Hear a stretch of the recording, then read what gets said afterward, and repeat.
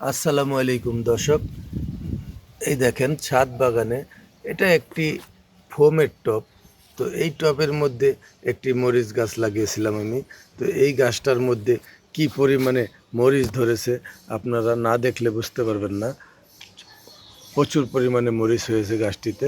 সব দেখানো সম্ভব না, আমি দ্রুত যতটুকু চেষ্টা করতেছি আপনাদেরকে দেখাবার জন্য।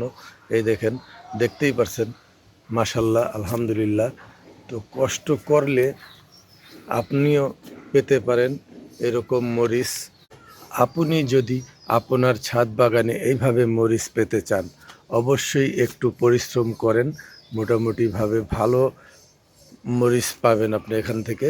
তো এইভাবে দেখতে পাচ্ছেন গাছটি কত বড়, আমি আপনাকে একটু দূর থেকে দেখাই। দেখেন মাশাল্লাহ, গাছটি কত বড় হয়েছে দেখতে পাচ্ছেন। আলহামদুলিল্লাহ, কষ্ট করলে অবশ্যই আপনিও পেতে পারেন চমৎকার মরিচ। আলহামদুলিল্লাহ।